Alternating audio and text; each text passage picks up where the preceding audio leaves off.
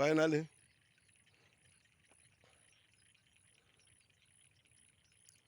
the rice seedlings are now coming up.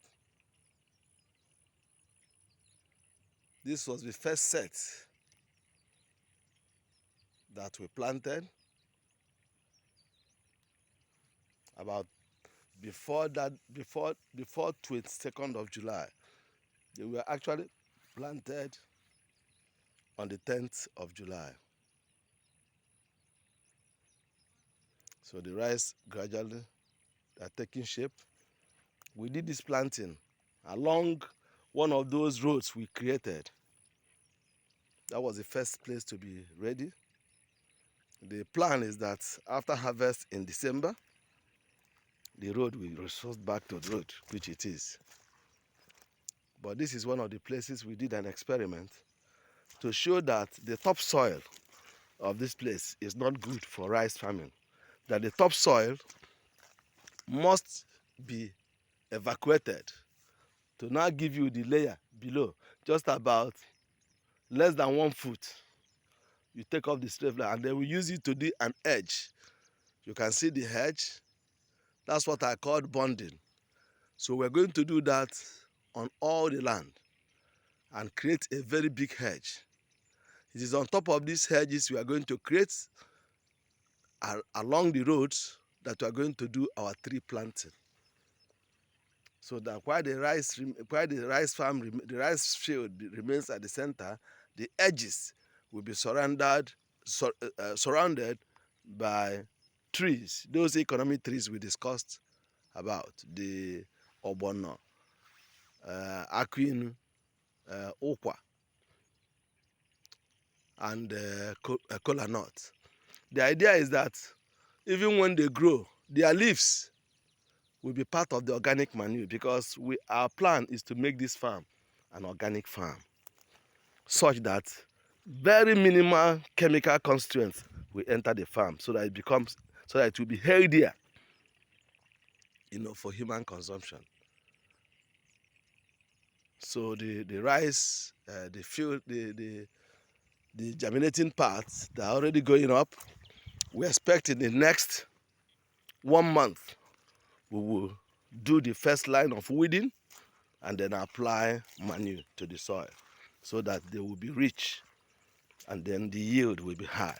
It is not about the quantity you planted, but about the quantity you really nursed with effective nutrients to make them to give maximum yield. Maximum yield is the secret, and that is the only way we can cover up from the high cost of the planting. The initial cost of this farming is expensive, but subsequent farming on this land will be cheaper.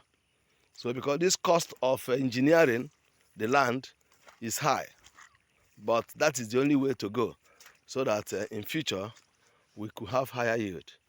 Because from the plan we have, if God continues to be with us, we are going to ensure that by January we begin to prepare the land. During the dry season, we're going to prepare the land, use D7 bulldozers to take off the top layer, burn the lands, demarcate the lands into 10 compartments.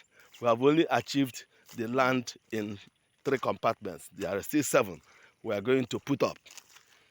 While we are putting up the roads, we will now resurvey the compartments so that we know exactly what is in every compartment. And then when we do that through local taping, we'll be sure to say that we have 10 plots here, or we have 40 plots here. They will be labeled, and then we are good to go. So, and then we've done this farming in periods. We are going to end everything by the end of August, because the rice has 3 months, 306 and 308 and 316, 3 months. And that 3 months actually should start counting from September, October, November. So by the end of November, the rice is actually ready.